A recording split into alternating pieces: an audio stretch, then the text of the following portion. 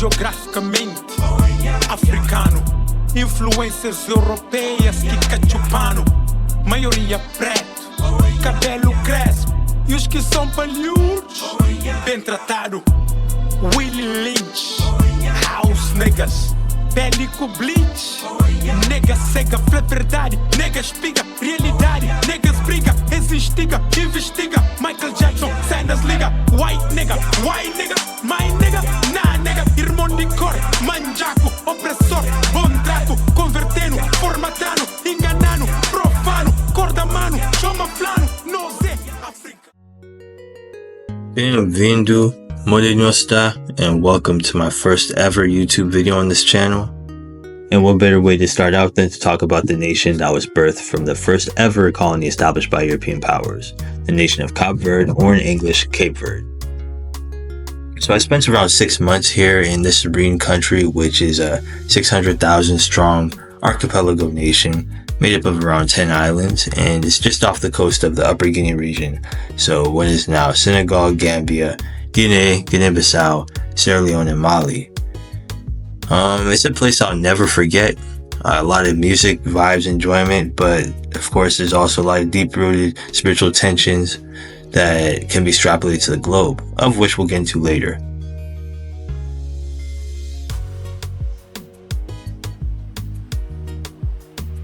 The first nation in general to start off the age of exploration, well, European exploration, were the Portuguese, whose travels led them to encounter multiple states and societies along the Senegal River and southwards. These relationships, initially contentious, gradually shifted to one of ambiguous intimacy and trade, prompting the Portuguese to go searching for an adjacent area to settle so that doing business with said region wouldn't be such a pain in the ass. And around the 1460s, they found their gem with Diogo Gomes, a Portuguese explorer, setting foot in the main island of Santiago and establishing the first European colonial city ever in Africa and the world in general, Ribeirão Grande, now called Cidade Velha. Here they set up a whole bunch of administrative stuff and structures to accommodate lucrative economic activities for consumers in the Upper Guinea mainland and beyond. Most of these economic activities were things like growing cotton, horse breeding, and the production of cloths imitating patterns sold on the African mainland. These cloths gradually became known as barafulas, which later became pane de terra, the national cloth. Now, since this place was uninhabited up until the Portuguese got here, they needed to import a labor force, which ironically came from the very place that they were doing business with. So along this very beautiful coastline that you see here, they had tens of thousands of people forcibly landed in the zone, many of whom may have been consumers of these products themselves. Most of these people identified with the Wolof, Biafada, Baun, Papel, and Maninka culture bubbles, among others, in the Upper Guinea region, so around 20 ethnicities, meaning compared to other peoples in the Caribbean and the Americas, it is easier for the inhabitants here to trace exactly where they come from, although it's still a tall task. These immigration patterns would coincide with European settler migrations to the area by lanzados, more on them later, Genoan Italian explorers, New Christians, and persecuted Jews victimized by the expulsion policies of João III and Manuel I.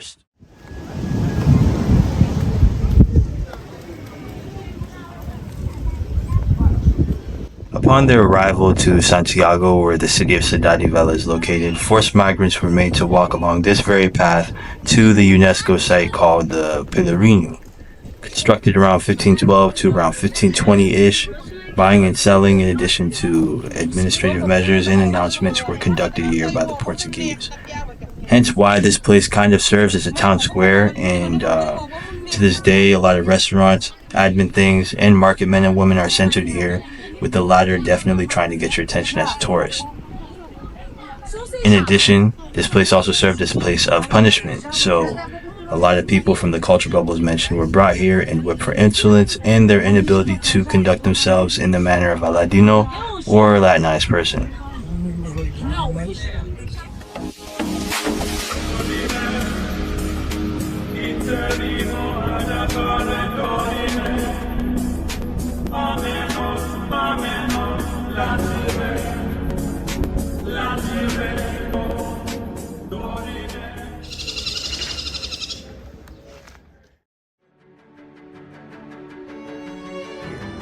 So shortly after the arrival of their Atlantic African ancestors and the people them, they would come up the steps and receive crash course instruction on how to be a Christian, particularly a Catholic Christian. This feverish approach wasn't necessarily for the sole purpose of saving souls from eternal condemnation. Far from it. The reasons were mostly political, and for a good reason. Reason being that these guys were fresh off of fighting the Reconquista, a term that was for all the wars they had to fight to drive off multiple Islamic caliphates established on the Iberian Peninsula.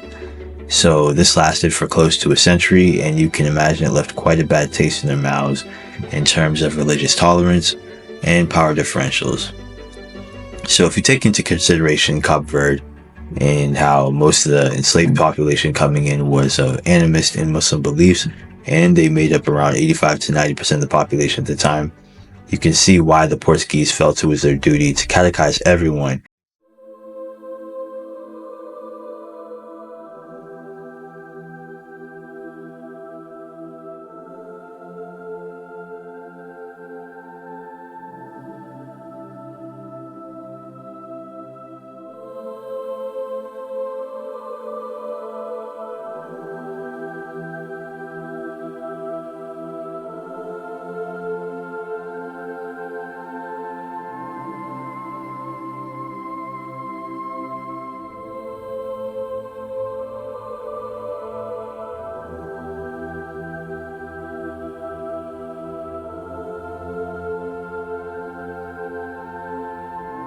Alright guys, let's go ahead and head inside. So you can imagine every Sunday that you would head into a door like this one and see pews to the left of you, and then a Catholic father standing ready for service to the right of you. And each service you would be taught Portuguese and Crioulo, made to listen to Mass, pray, and receive instruction, slowly transforming you into Ladino and your children naturales. Both of you guys would assist in the acculturation process of future Upper Guinea peoples coming to the city, and you also would become their godparents. Of course, some wholeheartedly accepted this transition as a means to climb the ladder of the society, and many others were distraught about having to undergo dismantling of their former psychological frameworks.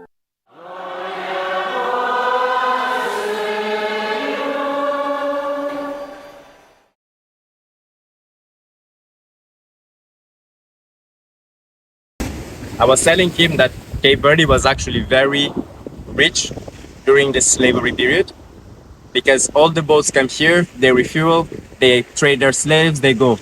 After this finished, there is no reason to be here anymore, because there is no gas, there is no industrialization. So that's when we went and got left a bit. And this is where I stopped, where you have then two types of Cape Verdeans emerging. Because how did Cape Verde come up? It was European men usually, because the wives don't travel, having kids with African women. So you would have the Pardos and the Pretos Fortes. The Pardos kind was the ones that the European fathers would accept, would say, okay, this is my son. And what would happen with them is that they would be taking care of their father's properties while their fathers were like traveling. The Pretos Fortes were the ones that were not accepted. So they're still bastard sons, but they work as slaves. But with the difference that they are smarter in a way that they had education, etc. They live in the islands and they were born here. So what started happening was the Pardos started getting lots of powers when there was no more Europeans coming. And the Pretos Fortes started running to the mountains. Because they are smarter, they just go and they build their own communities. This is how most of the islands were formed. So you have lots of Pardos which own lots of land, and lots of Pretos Fortes which are outside and own land outside, also outside. To this day? Today? Today, yes. But today now everything is much more standardized. But this is to explain the reason why, like, you see lots of places which have no buildings, but it does not mean that there is no owners. Every place there is an owner, if either it's for the Pardos or for the Pretos Fortes. And this a bit later on would create a bit of imbalance in the society. Because you have the people, Pretos Fortes, which live in the countryside, which don't have that much condition, and people which live in the city center, the Pardos, which would have more condition. So then you would have like this a bit of this imbalance as well. Inside Africa. and without having Europeans in there. I think a bit this happens a bit as well in Africa. So if you go to Ghana, you'll also have similar situations, like the difference between the people who live in the countryside and in the main cities. But then here it's just like so small, and this also happened, and it's a bit interesting to know, but a bit sad as well when you think of it. Yeah. But I think that's everything I can say. No. Yeah. Well done. Quando a lua cheia, o desejo me incendeia. Teu olhar me faz viajar nessa dança. Vou te levar no ritmo envolvente do som. Nós dois nos entramos em dó, corpos colados, pele arrepia. The decision to build this fort was a no-brainer because the colony and its landowners had become crazy wealthy through business endeavors that I mentioned earlier, especially when it came down to the business of buying and selling people. Ships from Iberia would come, buy products here, restock, and transition to the Latin American Caribbean, where Ladinos and Naturales were prized in established colonies like Puerto Rico, Colombia, Peru, Dominican Republic, Brazil, and elsewhere. At the same time, the population here was growing, and views like this were becoming more and more common for Atlantic Africans coming in and working around the city from the 1460s to the 1600s, most of whom came through 3 successive waves during that time period. The first wave occurred from the 1460s to the 1500s from mainly the Jolof Kingdom and the Wolof Serer provinces during its civil wars. And then you had a second wave from the 1500s to the 1560s, mainly from breakaway Jolof Empire provinces after the civil war, such as Kayor. And you also had people coming from the Kasanga or Kasa Kingdom in the Casamance region of Senegambia. And lastly, we have the third wave, which occurred between the 1560s to the 1660s, mainly from modern-day Sierra Leone, where the Mane invasions occurred, and Rio Grande area, Cachao area of modern-day Guinea-Bissau, where the Biafada people and Papel people reside. Sneaky Club. Other side. I thought that we could go. These rapid-fire events and subsequent migrations made the colony land first for a plethora of reasons, primarily when it came down to race. For instance, it was the first time that heavy importance was placed on color, or as historian Toby Green put it, Cabo Verde was the first Atlantic locale where slavery adopted an exclusively racial quality, with slaves being all from sub-Saharan Africa. In Cabo Verde, a black skin color was equated with slavery, and therefore, the lighter the skin color, the further up the hierarchy of the island society a person was. There was, in other words, a clear link between skin color and slavery, which events in Western Africa had been instrumental in developing. In subsequent centuries, of course, such analogies would become commonplace in the slave-based plantation economies of the Caribbean islands and the southern United States. So in other words, you can say that this is the beginning of the siege when it comes to racism and the building of the first social pyramid to ensure that power was not lost among the mostly wealthy trading class that was Euro-descended. Here in Cabo Verde, it was more or less as follows. Top of the pyramid changed intermittently, but it was occupied by the Brancos Rice, or European settlers who were trading here, wealthy landowners, things of the sort. Many of them being New Christian Lasados who spent time hopping between the Upper Guinea and Cabo Verde. Then you had the Pardos that Lucas was talking about, a term that is quite popular in Brazil as well, but basically they were the children of enslaved and formerly enslaved African women and European men. These people would occupy the top spot when their fathers were away and become the Branco de Terra, or whites of the land, becoming quite fairly wealthy based off the fact that they were associated with their fathers who were people of influence, and they would frequently go back and forth between the Upper Guinea and Cabo Verde Islands, an example being Andre Alvarez de Amada, who was a mixed-race Cabo Verdeano trader with the Wolof Serer maternal grandmother. He actually wrote a lot about the area and interestingly wanted permission to colonize modern-day Sierra Leone for the Portuguese crown. Next, you had the quote-unquote bastard sons of the land that he was talking about, or Pretzforos. Pretzforos translates into free blacks in English, and they consisted of enslaved people who were able to get their freedom either formally or informally by running away to the mountains. Nonetheless, these folks, thanks to being able to isolate themselves in the interior and actually being left alone for long periods of time when famine forced the wealthy off the island, were able to form a culture that was more in tune with mainland Upper Guinea, coalescing into the Badiou/Badi identity in Santiago that would influence the other southern islands to an extent. They would also eventually make up the majority of the archipelago after 1731, thanks to mass manumission in the 1600s, and it would stay that way up until the mass miscegenation or mixing with the Branco de Terra that occurred on the island for most of the 19th century. And lastly, at the bottom, you had enslaved people who were subdivided amongst themselves within their own hierarchy, with the Ladinos and Naturales being above the freshly arrived enslaved from Upper Guinea, who knew not a lick of the Latin culture, language, or religion. They made up around 80% of the population consistently throughout the 1500s, but due to the semi-collapse of economic activity, thanks to new European players in Upper Guinea, around the 1640s, they made up a small smidgen of the population. So 20% by 1731, and by the 1800s, they were consistently 5 to 10% of the population up until Cape Verde ended slavery quite late in 1879. So yeah, this tool was used in a lot of other Iberian colonies along the coast of Africa and Latin America bar for bar, making romantic, sexual, and marital unions generally seen as a beautiful thing now, a tool so that one could either use it to gain power or to take power away from said person.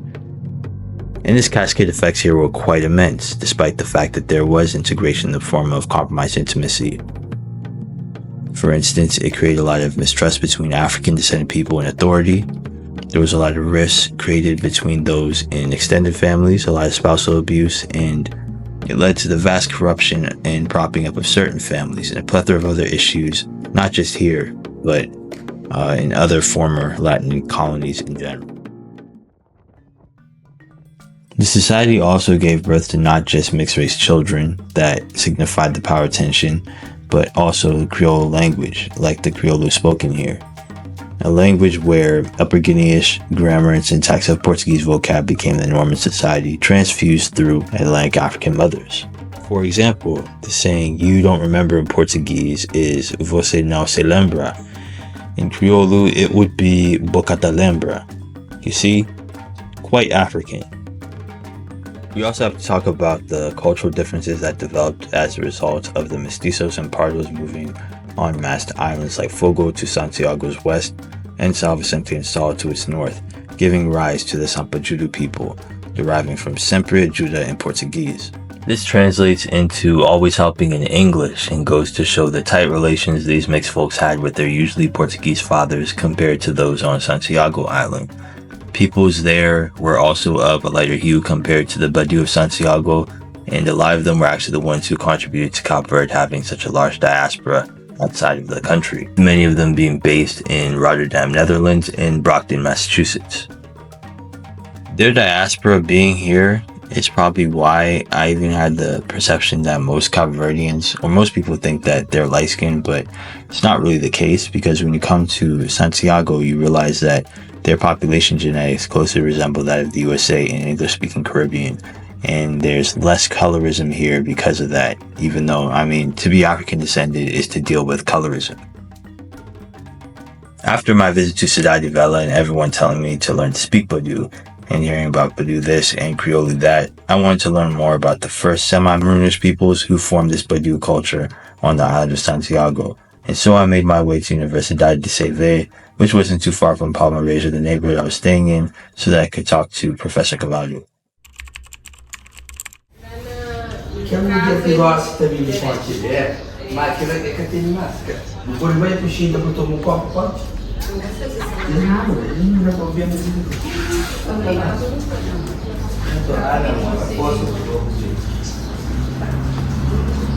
Wow.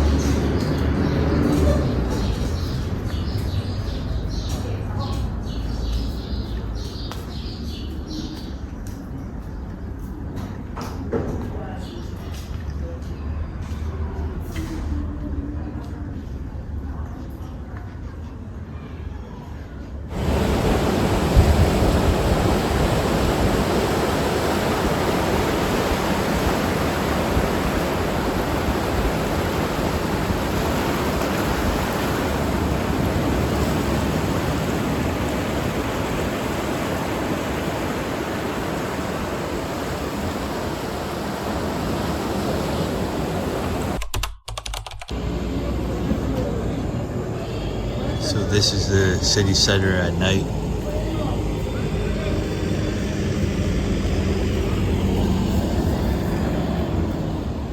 It's pretty quiet.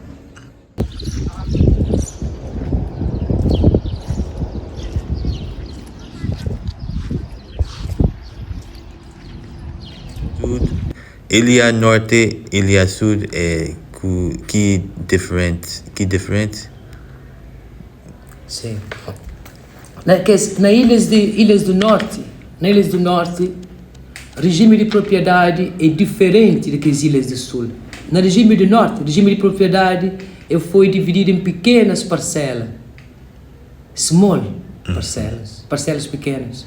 Então o contato entre slave master e o worker, trabalhador, é muito próximo o contato entre esses grupos. Enquanto que no Sul já é diferente. No Sul, o regime de propriedade era de grandes terrenos, grandes loteamentos.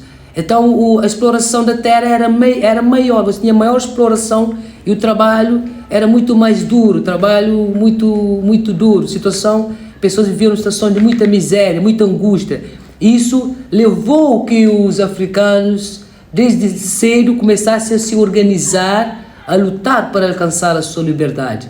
E para isso, promoviam fugas para o interior de Santiago, onde criaram comunidades, grandes comunidades, chamadas de Julang, que no Brasil a gente chama muito de, no Brasil, quilombos, né, os famosos quilombos. Então o interior de Santiago acabou por ser um reduto, um lugar onde os escravos se refugiavam para recriar a sua cultura, recriar a sua economia, a sua religiosidade, né, voltando para o continente, aquelas memórias dos tempos imemoriais, a forma como cultivavam a terra, cuidavam dos animais, como também se relacionavam entre si, baseado no princípio da família alargada, onde você tinha pai, mãe, avós, tios, primas, todos viviam juntos, e às vezes até na mesma casa, E a economia era aquela economia de troca, troca direta, né? Onde quem produzia, por exemplo, milho ou feijão, podia trocar por um outro tipo de alimento. E ainda hoje essas tradições perduram no interior de Santiago, apesar da modernidade, mas ainda a gente encontra muito desses valores que marcam a nossa ancestralidade, que mostra a nossa raiz africana.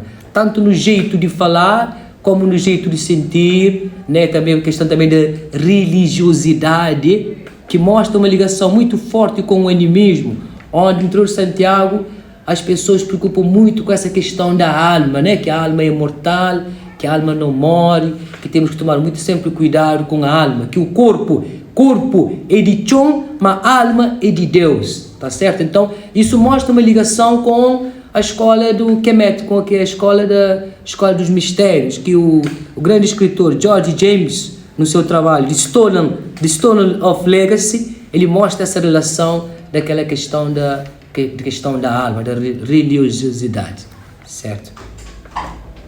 After we finished talking, I couldn't just stop there because he, among others, recommended that I make my way to Asamada, the second largest city on the island of Santiago and the fourth largest in the whole of the archipelago. Much of the Badu culture was formed here in the Santa Catarina region, where this city serves as a capital and is sort of like the cultural soul of the island. From my perspective, it's way more calmer than Praia. Love taking the minibus and traveling throughout the mountains, but yeah. Most of this town and city and its encompassing region is where most of the bulk of the island's free serve population was during the colonial period, at least until the 1950s, when a whole bunch of people moved to Praia in search of work.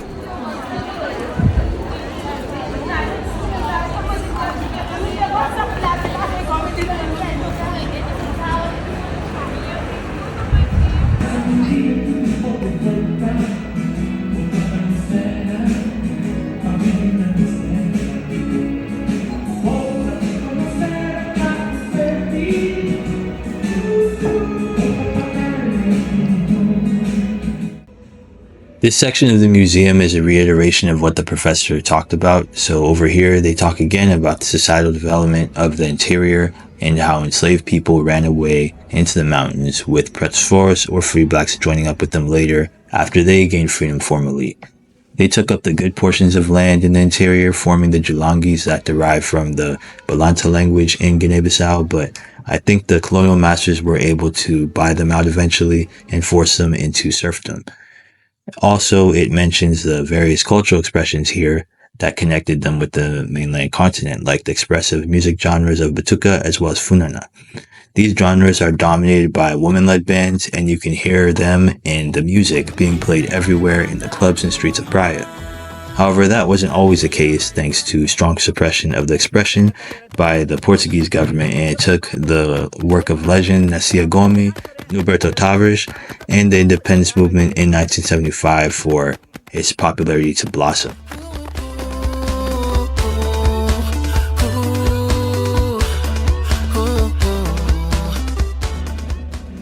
Right next to the cultural identity info, you have the pañería and the paño de terra I was talking about earlier.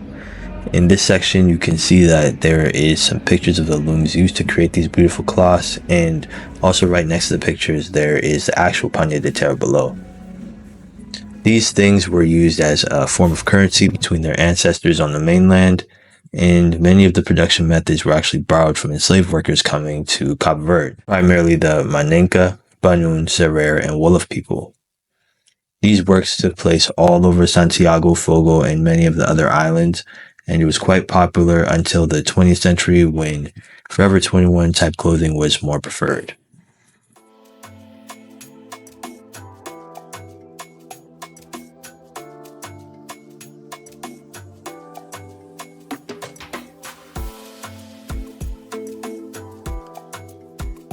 This was a love-hate stay for me, a very introspective stay. I love the scenery, being able to vibe and feel a sense of welcoming community initially, what they call Marbesa.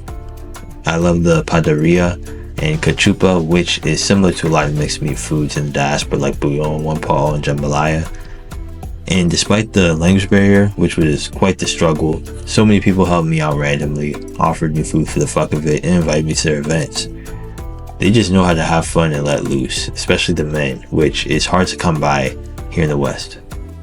However, I did come to Cabo Verde to do a lot of thought labor, to think and think hard, mainly about how I fit in this collective subconscious and how the spiritual manifestation of the diaspora was pioneered.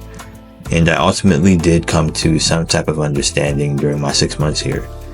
In addition to the country not being for the Cabo Verdeano people, the people here struggle with the identity crisis that plagues the Atlantic African diaspora worldwide.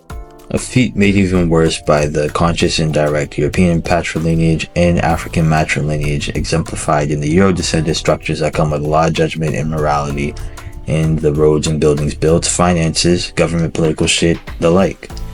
All of this is run by African-descended women who do the real hard work for these structures, from the buying and selling of everyday things, the mannerisms, emphasis on community, social contracts, the music and art that keeps the blood flowing and pumping, and the Criollo, which is seen as informal.